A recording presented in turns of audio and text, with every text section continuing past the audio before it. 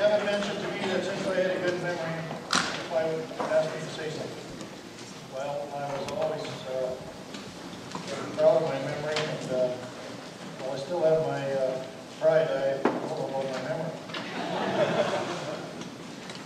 So anyway, in our playing days, and I'm talking about the crew sitting over here, and a lot of you young guys that came along and learned the game the right way. No money, no sticks, and no beer.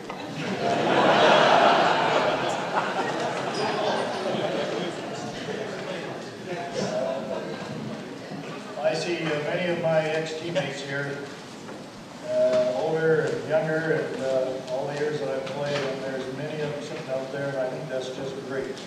Great turnout.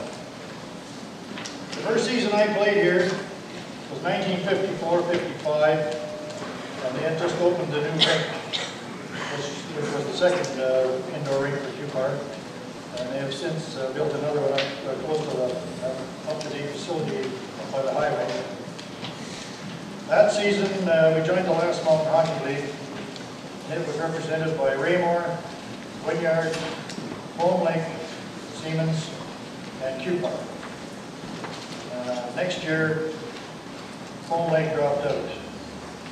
Now, I don't have all these statistics, because I'm not a statistics person. This is the statistics person. If he finds any errors in this, he's going to change it, so just bear with me.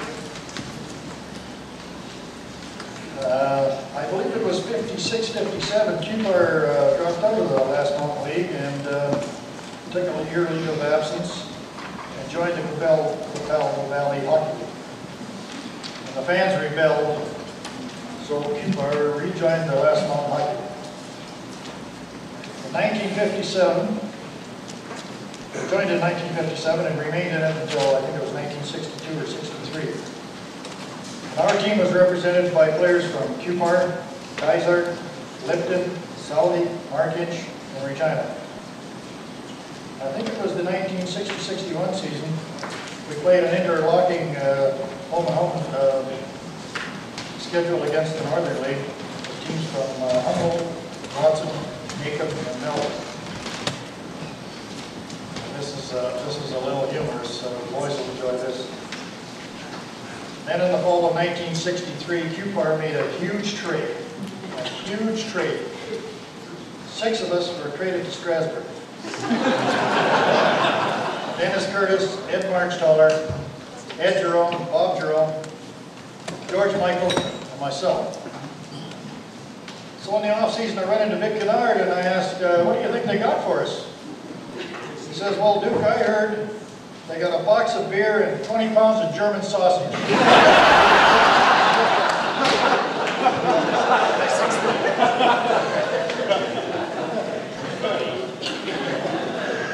Well, there's a couple people here I'd like to recognize if I may. This gentleman is a former teammate and playing coach here in Cupar, 1955 to 56. He was an ex-pro. He's a big body checking defenseman, and he loved to hit. Please stand, Bill Jokas.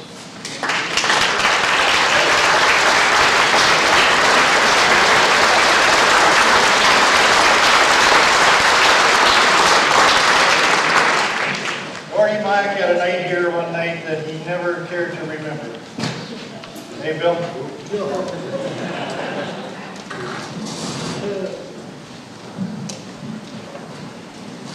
Back in the 50s, the 60s, a lot of us fellows that came out from Regina, we played in a senior league in Regina, and it was played on Sunday afternoon, and there was 2 games every Sunday, and this was a real league that had many ex-pros coming back from the NHL, many going up, players going to and from Europe, ex-juniors.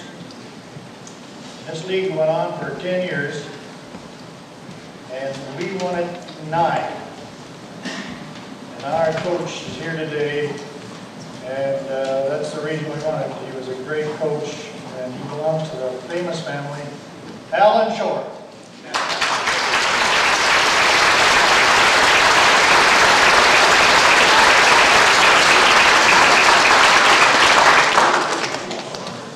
A couple other fellows here I'd like to recognize.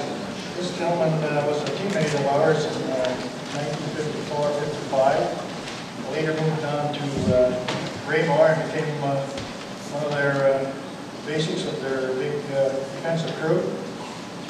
was also one of Saskatchewan's finest fastball pitchers for many years. A grade 8 athlete and a very fine guy, Arnie Weber.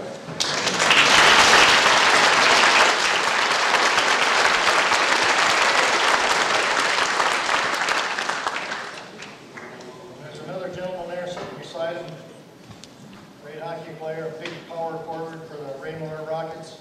He knew where the net was. He could stick handle in a phone booth. Dick Jasper.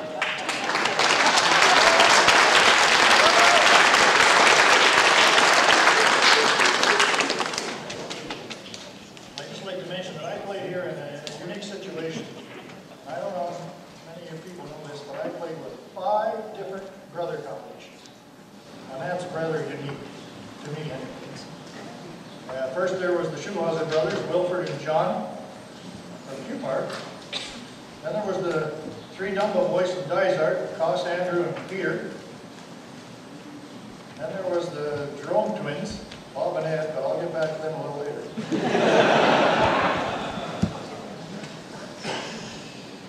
Now here we go again. Another 3 brother combination. I think this only happened in one other town, and it was Raymore. I think they had the Fry brothers. So we had 3 more boys, Turner boys, and they're from Cupar. There was Bob, Philip, and Alan. And this Bob, he wanted to fight everyone. This hot. All the little guys on our team were scrappers. We got Gary Nesbitt down there, he's this big. Carl Chewbacca, he was this big. Bobby Turner. These guys are out looking for trouble. Then we get to what George Cosman from down here calls his mad Hungarian buddies, the Michael brothers, George and Len.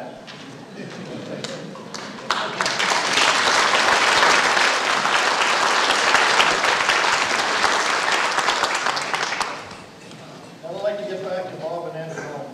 They're very special to me because we were line mates for so many years, not only at Cupar, but in Regina, Strasbourg, Intermediate A, and other teams, and so on. And we've known one another since we were boys. I was their paper boy at one time, and I never had to go home for supper. I could eat at their place and go right to the rink. My mother treated me well. But if you would permit me, I'd like to tell you just one story. There's 100 stories about the Goldfish. I'd just like to tell you one. And I'm going to set this up a little bit for you. It was their first game at Cupar. And they're both still living at home. So they just started work. So they're living with the family, of course. And this is the morning after the first game. And their big brother, Don, run into Bob. He says, "Well, Bob, how'd the big game go last night?" Bob said, "Well, pretty good." He said, "What's pretty good?" Bob said, "Well, I scored 1 goal and I had 3 fights." And Don said, "3 fights?" Bob said, "Yeah, all with Eddie."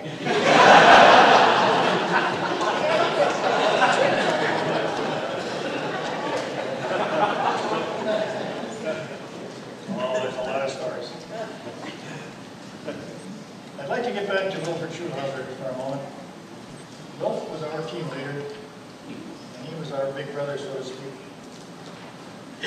Wilford Schuhauser was the godfather of the Cupar Hockey Club all the years he played there. He was a great host as well, as many of you know. Many of us and our wives were guests at their home in town many times each winter, and we frequented their farm home as well in the off-season.